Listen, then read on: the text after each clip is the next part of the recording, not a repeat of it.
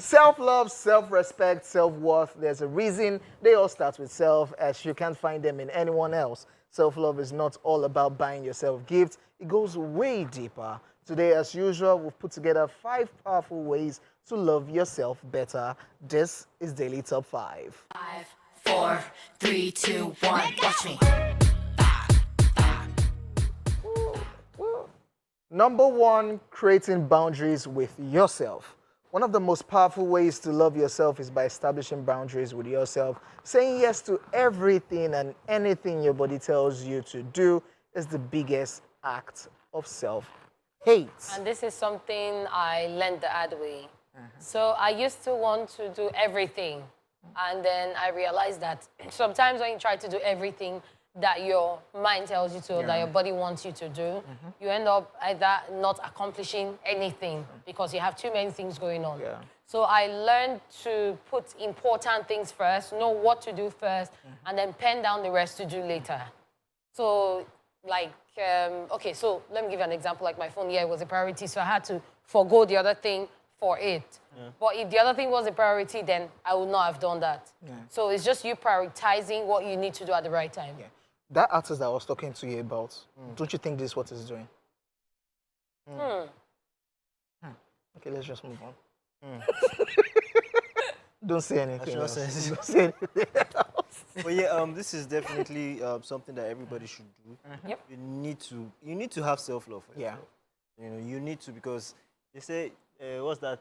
You have to love yourself. Yeah. You know, for you to even sit down and correct anybody's life, people know how to do that thing. They sit down and they give you the best advice recipe for your life.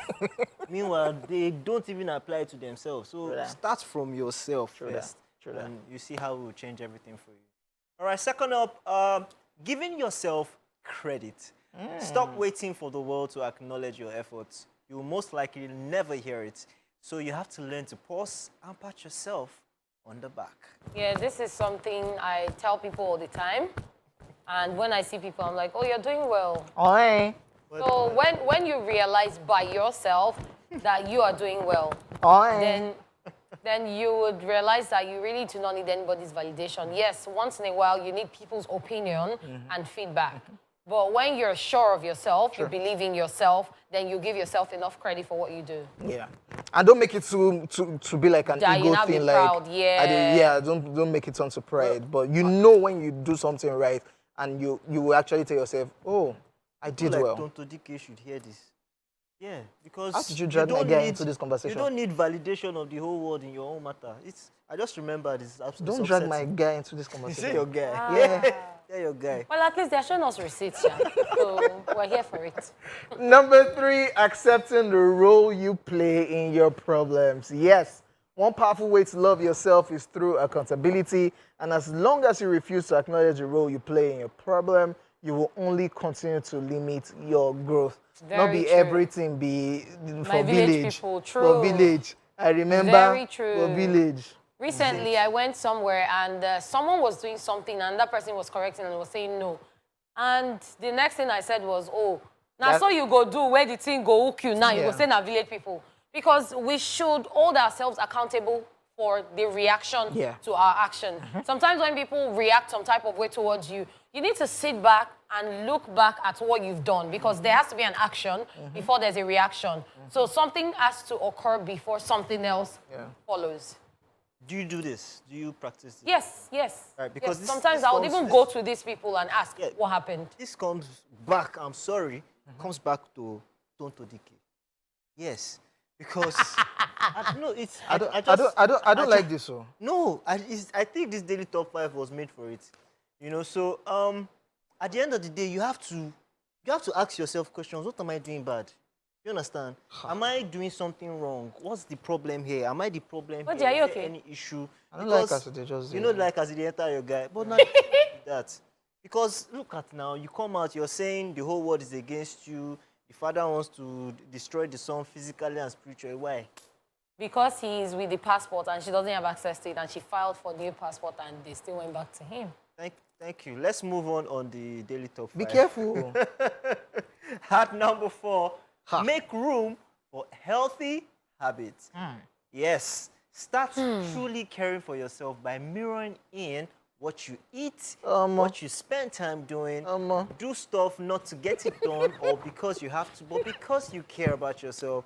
So create habits that are healthy, not just mentally, but also emotionally. See, me, I'm guilty. OJ just checked out of this I'm group guilty. chat. I will not lie. Yeah. This one that you just said, I have one leg in, one leg out.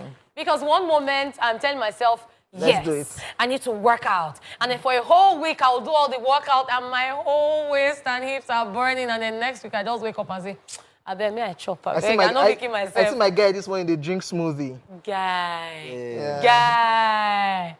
J4, Mr. Flame. But later you'll see on the charm meet. So at the end of the day, it's just about you, because the fact that you maybe want to lose weight or you're trying to be on a diet, you know me say make you yourself. Yeah. At the end of the day, live your life and eat well. I know it's just something that's so unconsciously in my head. So most of the men in my family on the big side, my dad was big, my grandfather was big.